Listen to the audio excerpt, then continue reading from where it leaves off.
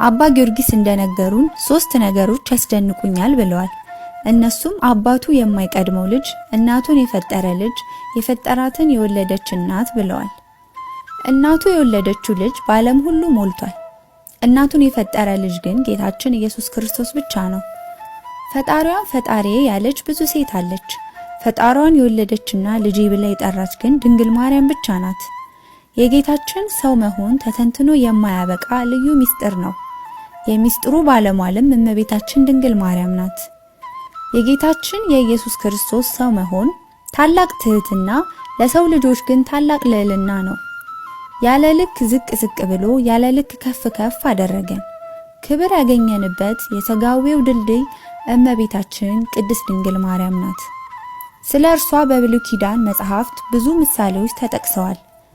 ሐመረ ኖህ፣ ሰላማዊት እርግብ፣ የአብርሃም ድንኳን፣ የሲና ሐመልማል፣ ዕፀ ጳጦስ፣ ጽላተ ሙሴ፣ የኢያሱ የምስክርነት ሐውልት፣ የኤልያስ የወርቅ መሶብ፣ በትረ አሮን፣ ጸምር ዘጊዲዮን፣ የዳንኤል ረጅም ተራራ፣ የኖህ ቀስተ ደመና፣ ዕፀ ሳቤቅ፣ የያዕቆብ መንሰላል፣ የኤልያስ ማሰሮ፣ የታጠረች ተክል፣ የታተመች የውሃ ምንጭና ሌሎች ምሳሌዎች በሰፊው የተነገሩላት የተጻፉላት እመቤታችን ቅድስት ድንግል ማርያም ናት።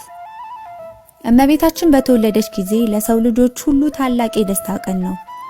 ምክንያቱም ጌታችን የሚወለደው ከእርሷ ነውና እርሱ ተወልዶ ጠላታችን ዲያብሎስን ድል አድርጎ ወደ ገነት ዳግመኛ የምንገባው በእርሱ ነውና የእመቤታችን መወለድ ለኛ ታላቅ ደስታ ነው። እመቤታችን ፍጽምት፣ ንጽሕት እንዲሁም እጅግ ትሁት ነች። ከፍጥረት ሁሉ ተለይታ ፈጣሪዋን ለመውለድ ወላዲተ አምላክ ለመሆን የተመረጠችበት አንዱና ዋነኛው ምክንያት ትህትናዋ ነው። የአምላክ እናት እንደምትሆን ተነግሯት እንኳን እመቤታችን የባሪያይቱን መዋረድ ተመልክቷልና በማለት በትህትና ነበር ምስጋናዋን ያቀረበችው።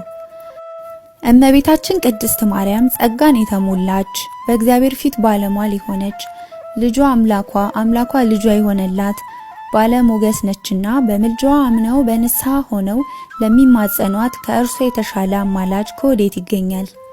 እርሷ የሁላችንም እናት ናት። እርሷ ከንጉሱ በስተቀኝ የቆመችው ንግስት ናት። እርሷ ዘላለማዊ ድንግል ናት። እርሷ የእግዚአብሔር ጸጋ የሞላባት ንጽሕት ቅድስት ድንግል ናት። እርሷ የሰው ሁሉ ረዳትና ርኅሩኅ እናት ናት። እርሷ የብርሃን፣ የምህረት፣ የድህነትና የአማናዊው ወይን እናት ናት። ማርያም ማለት ስጦታ ማለት ነው። ለጊዜው ስጦታ መባሏ ልጅ ላልነበራቸው በሰዎች ዘንድ ሲነቀፉ ለነበሩ ለእናትና ለአባቷ ቢሆንም ፍጻሜው ግን ስጦታ የተባለችው ለሰው ልጆች ሁሉ ነው። የእመቤታችን መወለድ የኛም ልደታችን ነው። ምክንያቱም በአዳም ያጣነውን ልጅነት የተመለሰልን ዳግመኛ የእግዚአብሔር ልጆች የተባልነው እርሷ በወለደችልን በጌታችን በመድኃኒታችን በኢየሱስ ክርስቶስ ነውና።